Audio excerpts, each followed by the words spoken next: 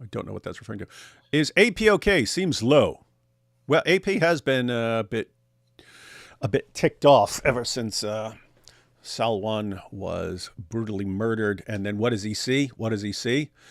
It's not like back in the day when they would all go, "Oh, it's so sad. We're all brokenhearted. Muslims are brokenhearted over this." They're all, "Yeah, that's right. He got what he deserved in your face, and you're next." And then like realizing we've been warning people about this for years, and people are actually still getting slaughtered because no one will listen. And to this day, politicians, journalists, no one. That man was just killed because people. It that guy was killed. Salwan Momika was killed for the exact same reason tens of thousands of young British girls were raped, gang raped, all that stuff. It's the exact same reason. People, leaders absolutely refuse to acknowledge a basic reality, basic factual information about Islam. And anytime anyone brings it up, people start screaming Islamophobe, bigot, all this stuff, which keep in mind how evil this is, guys. I mean, keep in mind how evil this is. We're not just talking about like Muslims or Dawa guys or any of these guys saying, "Oh, you're Islamophobes if you do this." Politicians do that. Journalists do that. You say, "Look, hey, you're wondering why this guy just did this. Here's the source that explains it." And they say, "You're an Islamophobe. Shut up, bigot." They're part of programming the society, the next generation of leaders, the next generation of journalists, that under no circumstances can you ever look into what Islam actually teaches, which keeps the rapes, the gang rapes, and so on going, which keeps the murders going. And someone like AP, his life is actually on the line. Why? Because there are people who are defending everything in the world that actually calls for his death and his public execution. And it keeps coming up, and we keep seeing it over and over again. It's like, what are we doing here, man? What are we doing? Fortunately, people are catching on. That's why we keep at it. But it's disheartening how willfully stupid and cowardly people are. Yeah, I have to say this ain't a song for the brokenhearted. No, yeah, I have been kind of What becomes of the brokenhearted who yes. have love that's now The very same departed? night that Salwan Mika was murdered the other day, um, that same night my gout started flaring up brutally, and I woke What up with gout, man? immense pain, and I had to get some medication and all that, and now looking into handling it differently for a while. Um, and then the Salwan thing happened. I took it lightly a little bit, went online, started talking about it, then saw thousands of Muslims bragging, laughing, celebrating, justifying it. I still have to, until now, I have only seen a total amount of one, only one person, only one single Muslim person actually condemn it. I haven't seen any other Muslim condemn it. And I'm being completely serious here and completely honest here, not exaggerating one bit. If you have seen those, please show me. I have only seen one Muslim person actually condemn it. The best thing that I've seen is from other Muslims say, yeah, I wouldn't advocate, or I don't think he should have been killed, but he got what he deserved, or he got what's coming. That's what happens when you do this, and so on. This is just a common response, and you have these people going around and celebrating all of these people who for 15 months during the war cried about, oh, genocide, genocide, genocide. We don't get what we want, therefore genocide. How dare you not feel bad for us? How dare you not end your lives for us? How dare you have a proper Christmas for while our people are suffering over there, and so on. The very same people come out and justify and celebrate the murder of Salwan Momika, whose only crime was to rip up. Sorry, this is a good design. I can't rip this up right now. Was to rip up and burn copies of this disgusting book, the dumbest book ever written, the most horrible, the most disgusting, the sickest book ever written, which is a pain to read. They are celebrating this.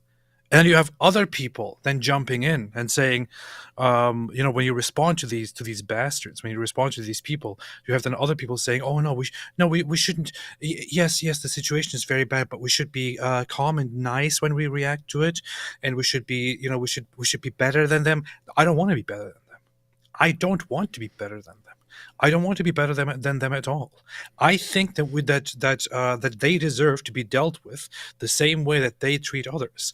I think in the instance of Muslims around the world and Islamists around the world, I think they should be treated the way they treat others.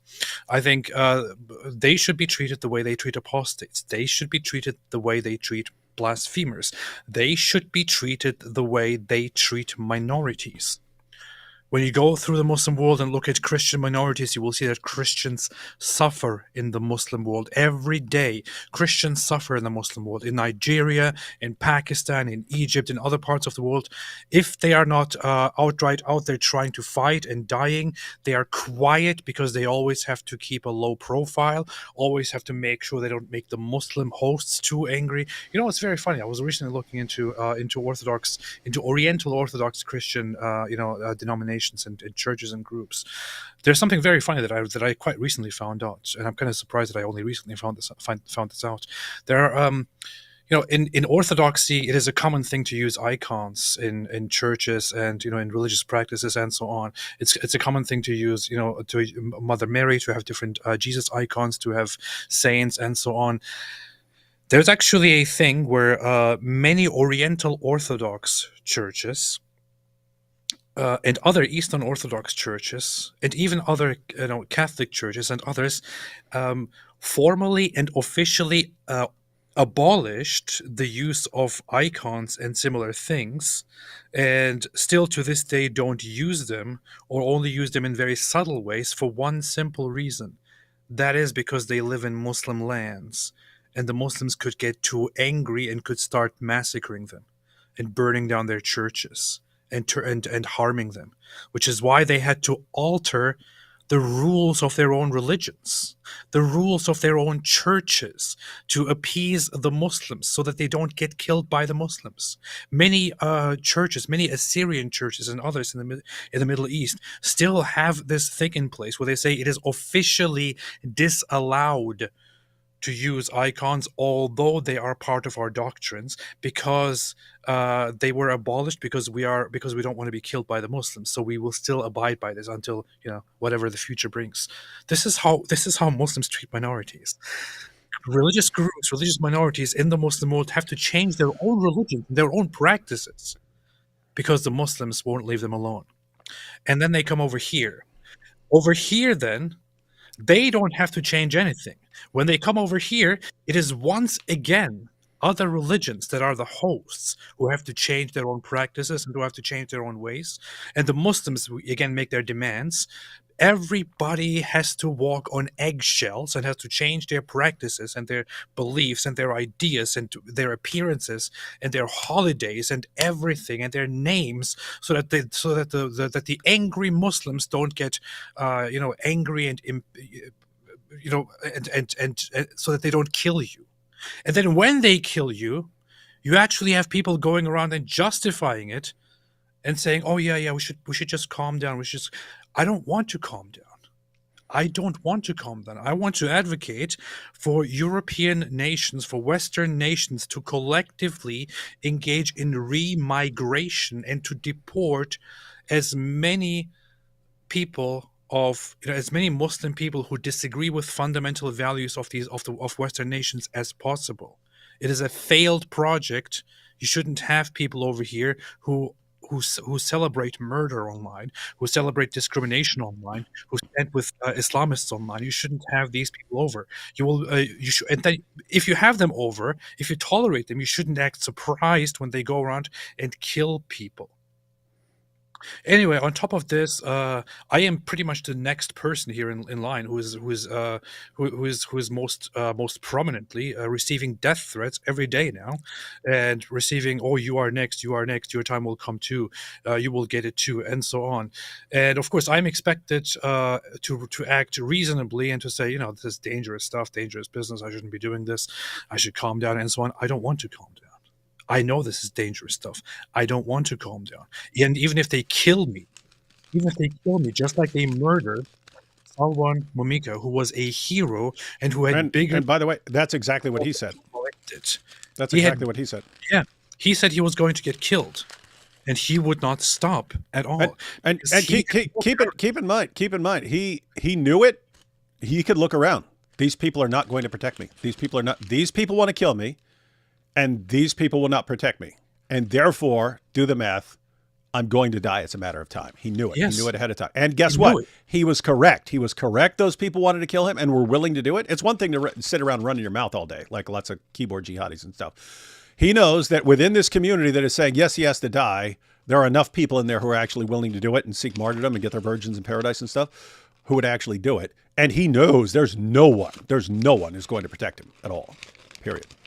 He announced it just a month before he was murdered. He said, I know the Muslims will kill me, but I will not stop. I am right here. And he knew very well that his own, that the government that he was asking for protection would not protect him. He knew that the Swedish people and the Swedish government were are cowards, and that they wouldn't protect him either.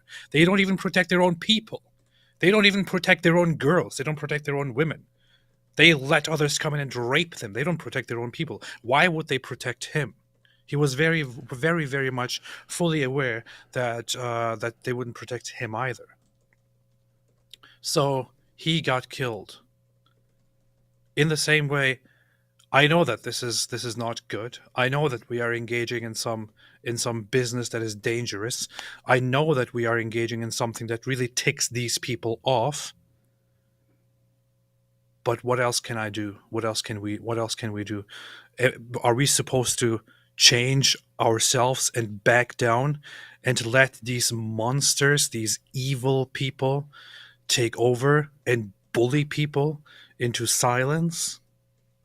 Do I really want to sit here and let those people...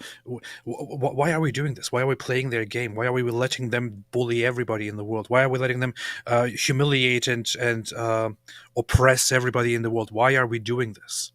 Why in the world are we doing this? The Christians of the past did not do it. They didn't back down. The Crusaders didn't do it. They fought back. And in all honesty, Christian Europe... they defended Europe to their deaths.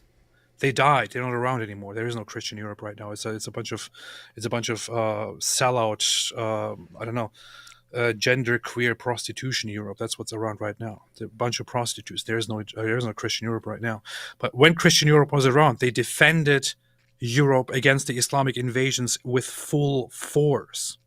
The one mistake that they made was to go too lightly and not to give them the punishments that they deserved for their repeated attempts to invade the West. And right now, what are we doing? Right now, we observe how these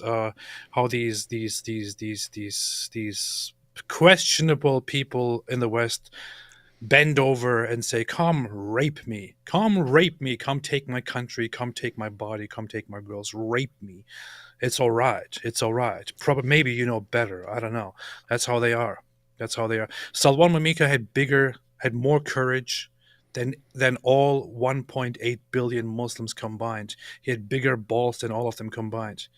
He was like the Christians of Europe that are no longer around. Yeah, can you imagine that guy's like, I believe in freedom and I'm willing to die for it.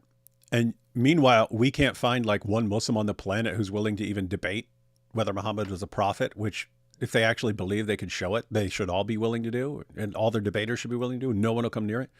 There's a guy who's like, I will die for what I believe in. And you can't even get Muslims to give an argument for what they believe in.